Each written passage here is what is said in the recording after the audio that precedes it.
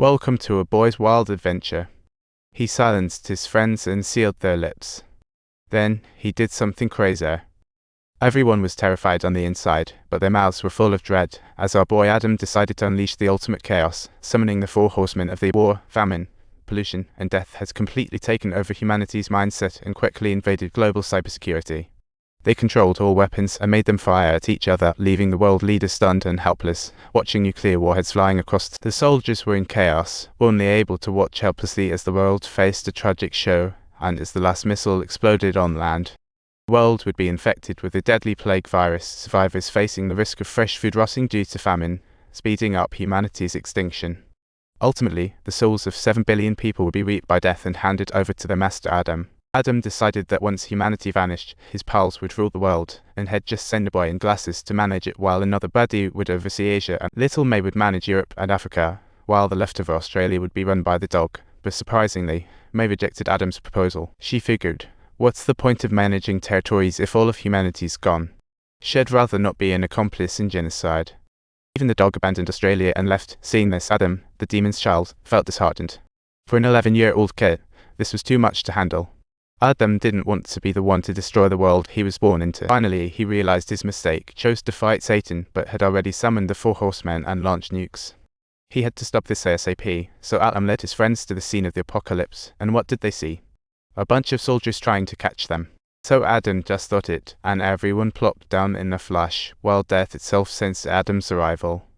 Now everything's concluded, time had frozen, and when the small group met for the first time, Adam commanded Death to stop the nuclear commands at once. Although Death needed to obey him, he still decided to consult his boss, Satan. At that moment, an old lady aimed a gun at Adam. The bullet went flying into the sky instead. Adam noticed another soul within the old lady, and with a flick of his wrist, the angel restored his soul. "Oh my gosh, I feel so whole," cheered the old lady. Next, Adam bestowed amazing powers on his companions, stating these weren't humanity's real foes. War, famine, and pollution were merely ideas of human fear that had to be defeated with unwavering faith. War strode arrogantly to the little girl, trying to make her yield, but she firmly insisted that peace was the only route to humanity's progress. Then boy Brian picked up the flame sword and boldly declared, "I believe in a clean world." Instantaneously, war and pollution turned into goo and vanished. Bespectacled boy thought healthy food ended hunger, then the trio's pure power vanquished all foes. War, pollution, and famine are gone, only death remains. Finally, global nukes stopped launching, humanity safe for now. Yet, only death remained, impossible to eliminate because as long as life existed, it would always be near.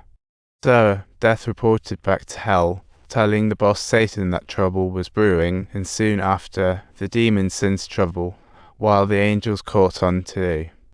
Satan found his rebellious son refused to destroy the world and acted himself. With his last dance of power, Satan activated the wall of space, pausing time and warned Adam that Dad was coming to settle the score. Adam had to think of every possible way to stop Satan from ruining the world. The angels reminded Adam that he was neither hell nor heaven incarnate, but rather the embodiment of humanity, with Earth as his battleground. They had to find a way to defeat Satan and protect humanity's home. Thus, the three finally returned to the real world. A lava roar, a huge beast rose from the earth, Satan himself, commanding countless demons. Adam declared firmly to guard Earth personally.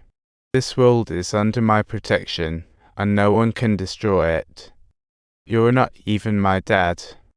And since Earth was Adam's battleground, even Satan's power couldn't interfere.